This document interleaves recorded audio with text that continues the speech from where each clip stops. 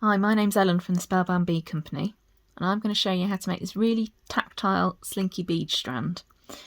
It's made using tiger tail, so you can make it any length that you like. It's suitable for a bracelet length, or you can make it into a necklace length as well. It's made using irregular donuts, so you can see they're not all consistent in size along the strand, and 4mm rounds. And as you can see, depending on how you feel, you can either make a nice jazzy multicoloured one, or you can use some more subtle colours as well. If we take a look at the donuts, you can see that although they're all round and they all have a 6mm diameter, they're all slightly irregularly shaped. So the sides are different and roughly cut, which is what gives us the interest in our necklace or bracelet. So for instance, if you look at the ones at the back here, you can see that some are wider or narrower than others. They've all got a nice wide hole in them as well. So what we're going to do is put a 4mm round in between each one, and that causes them all to sit uniformly, even though they have got that irregular side. So what we're going to do is cut yourself a length of tiger tail.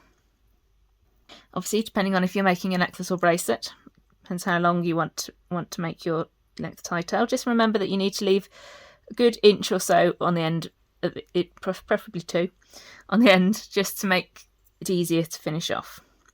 So take your tiger tail, put a clip on the end, or a paper clip or something on the end to stop your beads dropping off whilst you're threading them on. And then it's simply a case of just threading on your beads.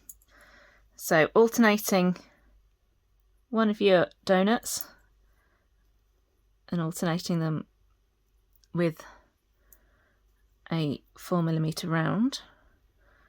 So in this design I'm using multicoloured rounds, but you can, if you want a simpler design, you can just use 2 different colours.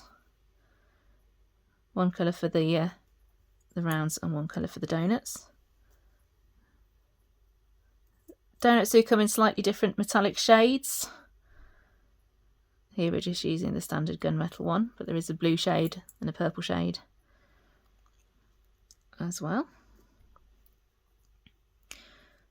So all we're going to do is just simply thread your beads on, alternating, and find if you try not to look too much at at the shape of the donuts that you're threading on, try and make them as random as possible.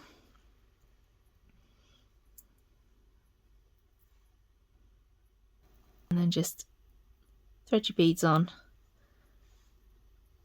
until you reach your desired length. So now we've threaded our desired number of beads on, we need to attach the clasp. Now, because we've been using the 4mm rounds, these beads have actually only got quite a small hole, and we need to be able to put 2 lengths of tiger tail through the beads at the end of our bracelet. So I'm going to add on some 3mm round beads, which, although smaller, have actually got a larger hole. So I'm just going to thread those onto the end, and then I'm going to take some crimps. I've got some, pop them on the mat. So threaded my 3mm beads on, and then I just need to take a black crimp, pick it up with the wire, then just pass it through the clasp, double it back so it goes back through that crimp like so, and then pull that crimp up so you've just got a small loop at the end there, and then take a pair of pliers and just squash that crimp flat. So that's anchored your clasp on. Then I want to make sure that this end of wire here sits inside these 3 round beads, so I'm going to trim that short. Just use an old pair of scissors. You can use wire cutters if you've got them, but an old pair of scissors works fine. So that little short end, I'm just going to make sure that that slides up inside these little round beads that I put on the end, these little 3mm round beads, so that there's no scratchy bit that's going to stick into you when you're wearing it. Then slide your beads along so there's no gapping, and then take your clip off. We're going to attach our clasp, other half of the clasp on the other end.